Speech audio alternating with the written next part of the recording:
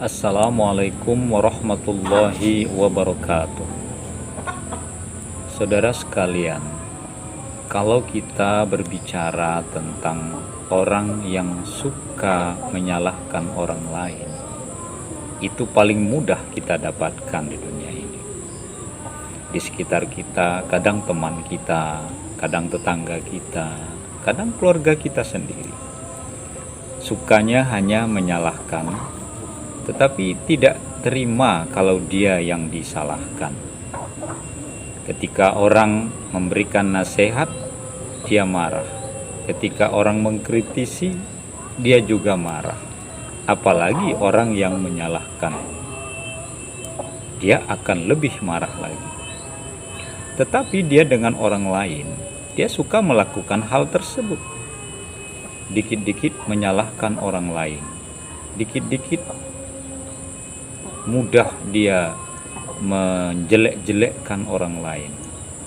Lalu bagaimana sesungguhnya orang-orang yang seperti itu? Saudara sekalian, di dunia ini tidak semuanya orang berbuat baik. Dan di dunia ini tidak semua orang juga hatinya baik. Itu sudah sunnatullah. Ada orang baik, ada orang yang tidak baik. Ada orang yang tidak suka menjelek-jelekkan orang. Ada juga orang yang suka menjelek-jelekkan orang. Dan orang yang suka menjelek-jelekkan orang lain, biasanya cirinya adalah dia tidak pernah bercermin pada dirinya. Bahwa dia menganggap dirinya lah yang paling baik, dirinya lah yang paling sempurna. Padahal dia tidak tahu bahwa sesungguhnya dia juga memiliki kelemahan. Dia juga memiliki kekurangan. Tetapi yang dia lihat adalah orang lain. Kenapa? Karena dia tidak pernah bercermin pada dirinya sendiri. Yang kedua, orang yang seperti itu biasanya di dalam hatinya ada penyakit. Penyakit yang tidak suka melihat orang dengan apa yang dilakukan oleh orang lain. Senangnya dia hanya memberikan komentar terhadap orang lain. Dan senangnya dia hanya mencari sisi-sisi lemah orang lain. Kalaupun dia tidak menemukan sisi lemah orang lain, dia akan membuat fitnah. Dia akan membuat berbagai macam cara untuk melihat dan menemukan kelemahan orang lain. Yang ketiga, orang yang seperti itu memiliki ciri tidak bisa menerima nasihat orang lain. Kalau dia berbicara seenaknya kepada orang lain, tetapi orang yang berbicara enak saja kepada dirinya, dia tidak akan terima. Kenapa? Karena baginya yang benar adalah pendapatnya sendiri. Baginya adalah yang benar apa yang menurut dirinya benar. Padahal apa yang dia yakini benar itu belum tentu itu yang sebenarnya. Ramadan adalah bulan yang memberikan pelajaran kepada kita untuk mampu mengendalikan diri. Bukankah puasa itu esensinya sesungguhnya adalah pengendalian? Kita memiliki makanan di rumah kita. Kita memiliki minuman di rumah kita. Kita memiliki pasangan kita dengan sah. Tetapi makanan yang ada di rumah kita, minuman yang enak yang ada di rumah kita, pasangan kita masing-masing, tidak boleh kita memakan milik kita, meminum milik kita di siang hari. Kenapa? Karena kita sedang berpuasa. Begitu juga dengan suami istri. Nikahnya secara sah, agama sudah mengesahkan pernikahan tersebut. Namun kita tidak melakukan hubungan suami istri di siang hari karena kita sedang berpuasa. Kita kendalikan diri kita untuk tidak makan dan minum.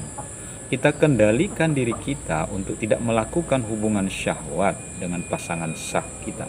Kita kendalikan mulut kita untuk tidak bicara yang kotor, memfitnah, menjelek-jelekkan orang lain, apalagi mencaci maki orang lain.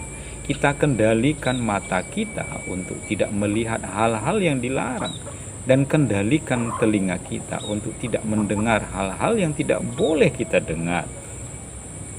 Sehingga pengendalian diri inilah yang mestinya bisa menjadi pelajaran bagi kita. Ketika kita ingin berbicara, membicarakan orang lain, mengata-ngatain orang lain, kita lihat dulu apa yang kita katakan itu benar apa tidak. Seandainya kita ingin berkata marah atau berbuat marah, kalau kita berbicara yang kasar atau berbicara yang tidak baik, kita sadar, oh saya puasa, saya harus mengendalikan mulut saya. Saya ingin merendahkan orang lain, oh tidak boleh, saya kan puasa, ngapain saya merendahkan orang lain. Ini kan puasa itu pengendalian diri, sehingga perbuatan yang ingin merendahkan orang lain, menjelek-jelekkan orang lain, terkendali dengan puasa itu. Mulut kita ditutup, telinga kita ditutup, mata kita ditutup, hati kita ditutup dari hal-hal yang bisa membatalkan puasa. Ditutup hati kita artinya kita tidak berprasangka buruk pada orang lain, positive thinking saja kita pada orang lain. Hati kita berhusnuzon saja kepada orang lain. Mata kita juga kita tutup untuk tidak melihat yang dilarang, mendengar yang dilarang telinga kita, dan berbicara yang dilarang mulut kita. Kalau kita mampu mengendalikan itu semua, artinya puasa sudah mampu memperbaiki diri kita agar lebih baik dari sebelumnya. Bila kita melaksanakan puasa dengan baik, pengendalian yang kita lakukan tidak sia-sia dengan menjalankan ibadah puasa, karena ibadah puasa itu sesungguhnya adalah mengendalikan diri kita dari berbuat dosa. Maka orang yang suka merendahkan orang lain, orang yang menganggap lemah orang lain, orang yang menyepelekan orang lain, tidak akan terjadi bila hatinya, pikirannya, mulutnya mampu dikendalikan agar tidak melakukan hal-hal yang dimaksud. Semoga Ramadan bisa membawa perubahan pada diri kita untuk melakukan hal yang terbaik, yang tidak bertentangan dengan nilai-nilai agama, dan pada akhirnya kita keluar dari Ramadan ini menjadi manusia yang baik. Semoga ada manfaatnya. Assalamualaikum warahmatullahi wabarakatuh.